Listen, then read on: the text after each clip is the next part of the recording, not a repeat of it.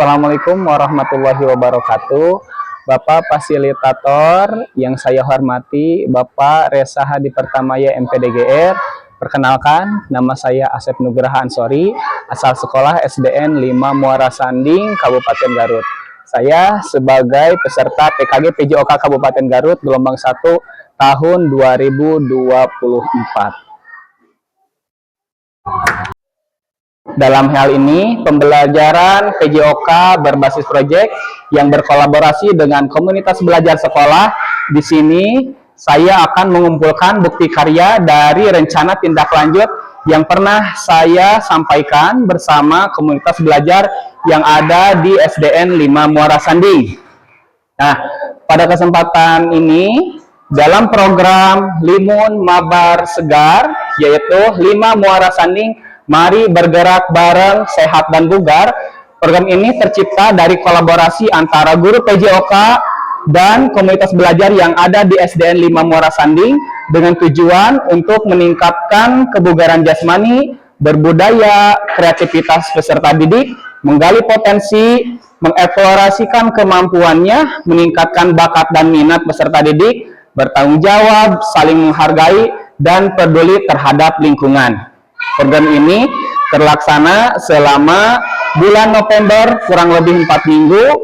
Untuk lebih jelasnya berikut tayangannya. Puji dan syukur alhamdulillah kita bisa berkumpul di sini, kita bersilaturahmi di sini di kegiatan komunitas belajar. Kebetulan saya Asep Nugraha Ansori, PKG PJOK Kabupaten Garut, memiliki tugas dan rencana untuk menyampaikan rencana tindak lanjut atau RTL pembelajaran berbasis proyek.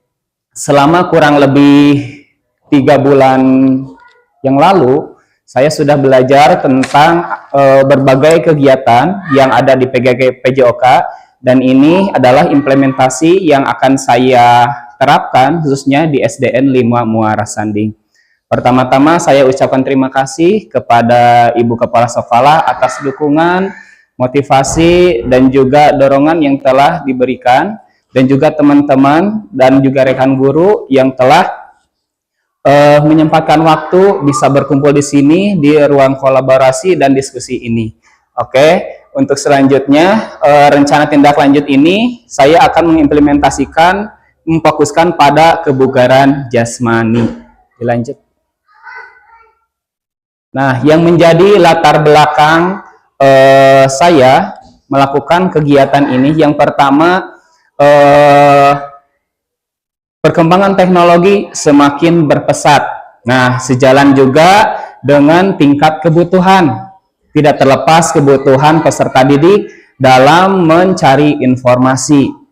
Informasi yang sangat luas, informasi yang mudah didapat, tentunya membuat salah satu fokus khususnya kita sebagai pendidik,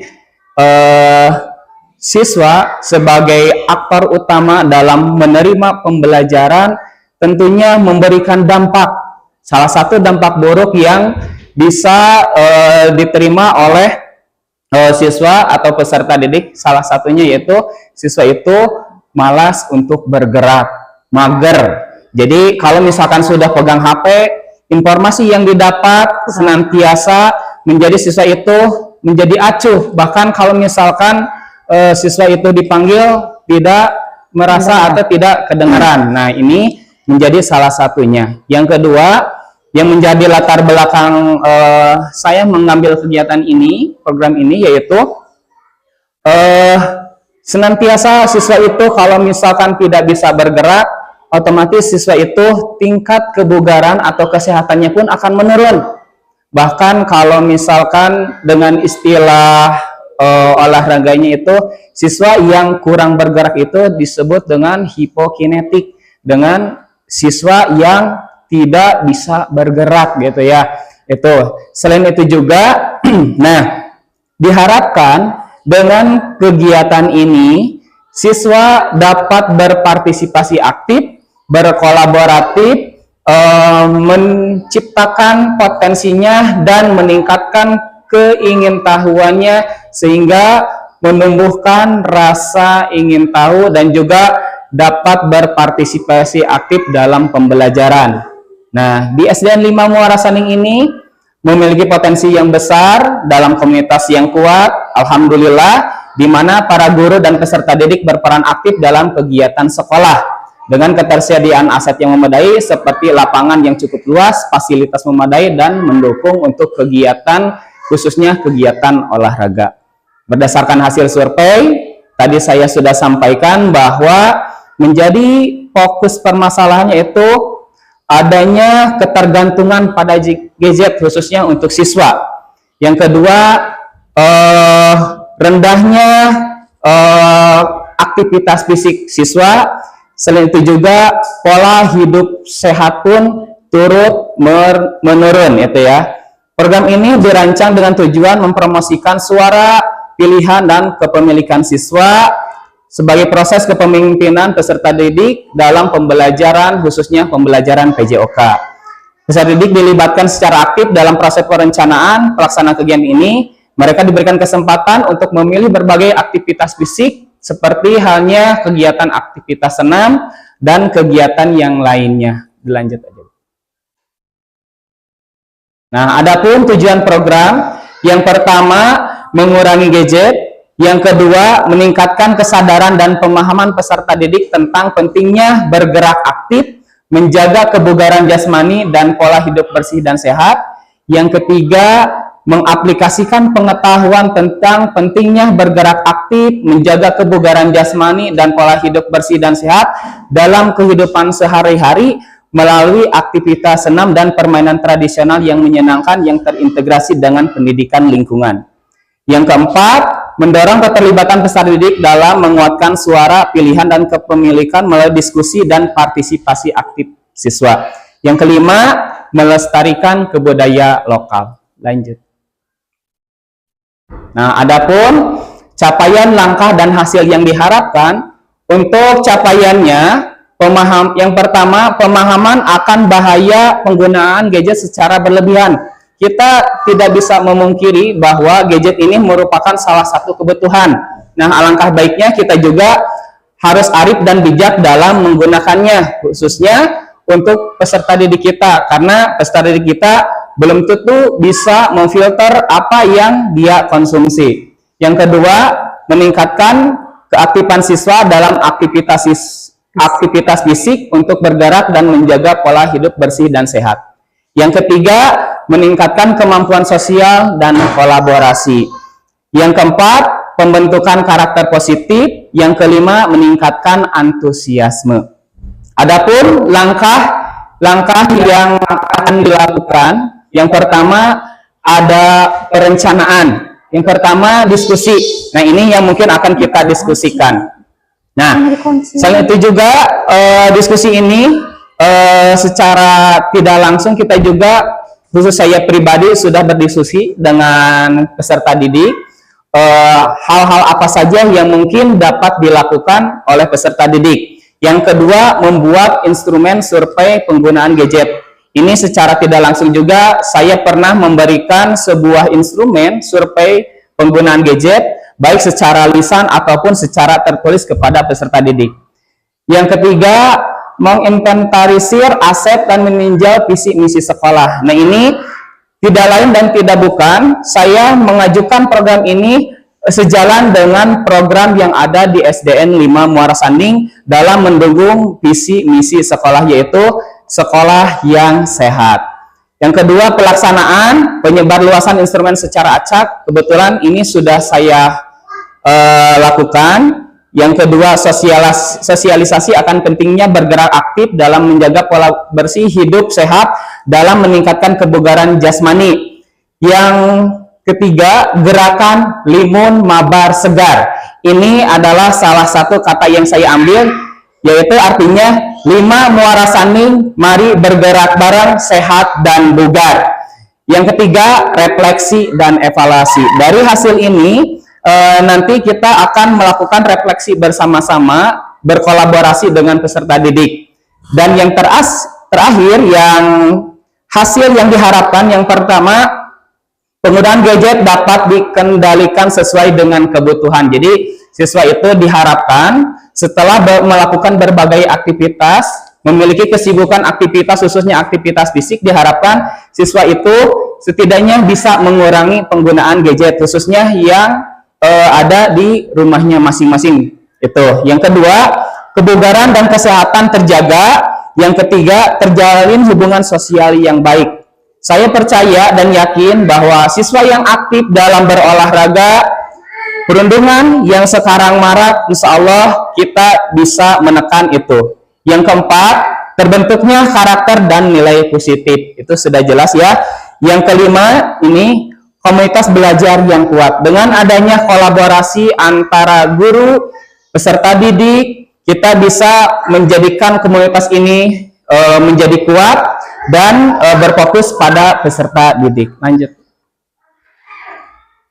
Nah, adapun struktur program dan mitra, targetnya ini fase B dan C, meskipun kita juga akan melibatkan dengan fase A juga.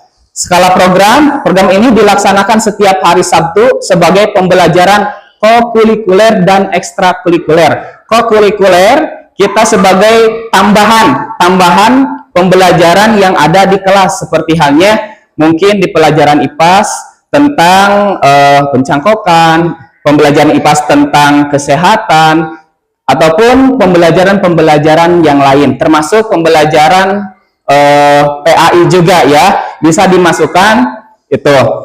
Nah, pengaturan program dilaksanakan di lingkungan lapangan sekolah untuk aktivitas fisik dan ruang kelas untuk sesi diskusi dan refleksi.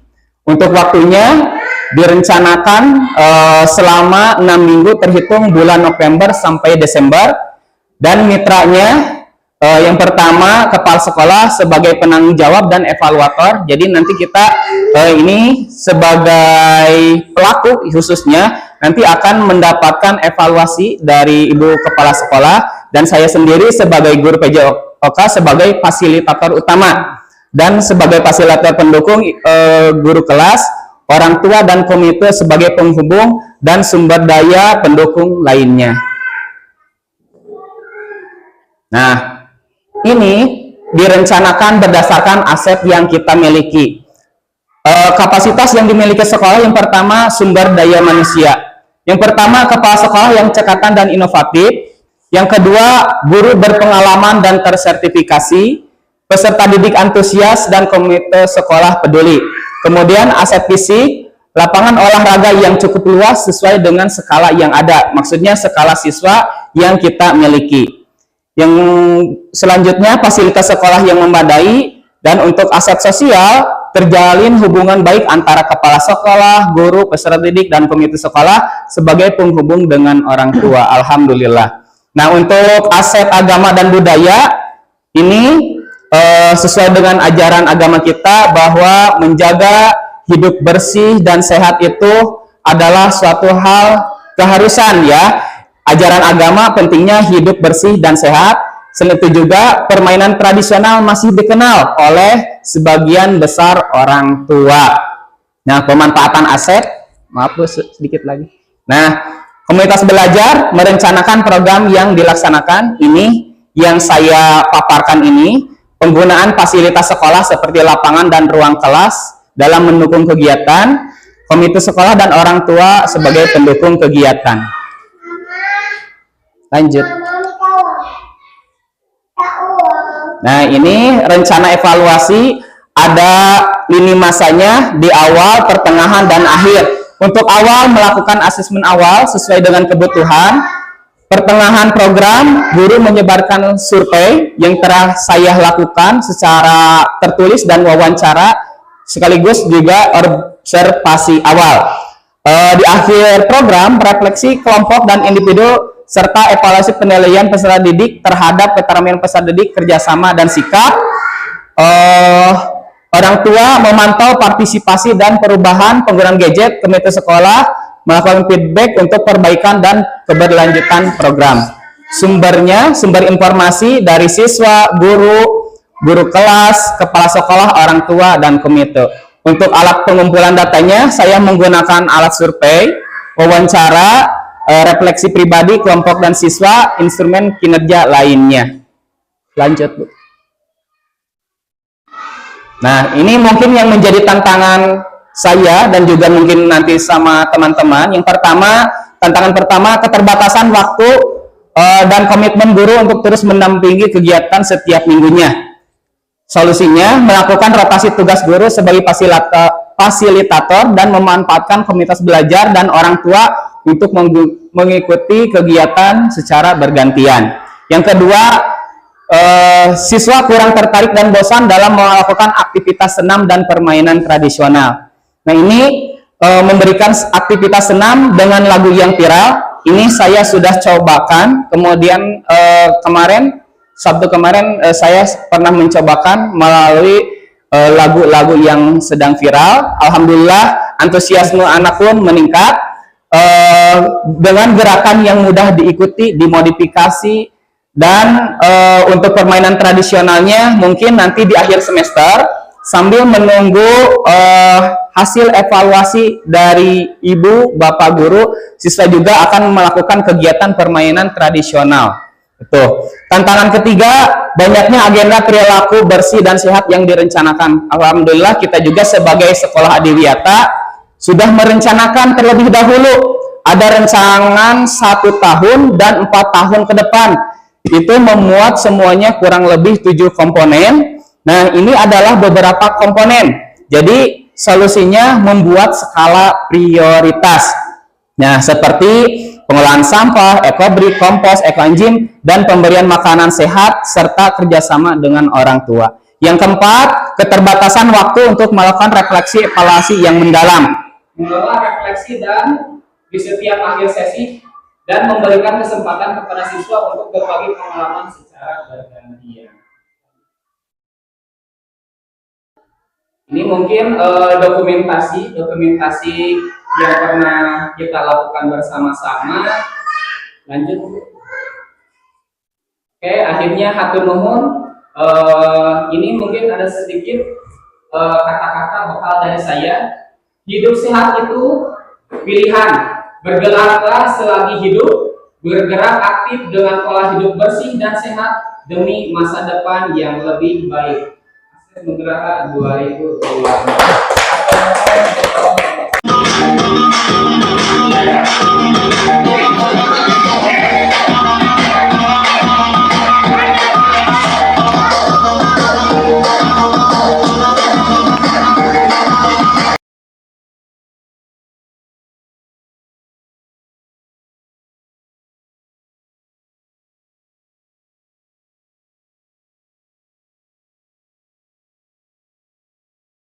Sigit kira ngaduk gula.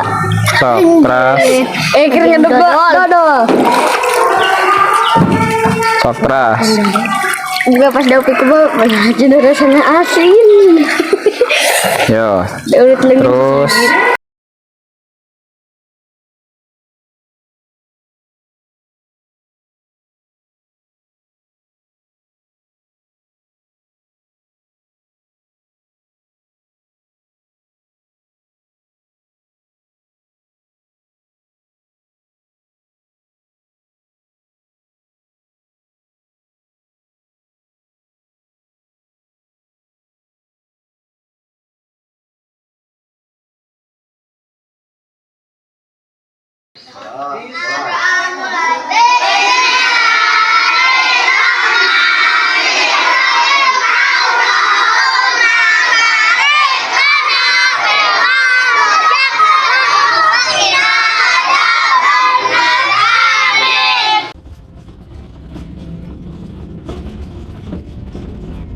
Demikian implementasi rencana tindak lanjut pembelajaran berbasis proyek ini. Mudah-mudahan ada manfaatnya. Akhir kata, Assalamualaikum warahmatullahi wabarakatuh.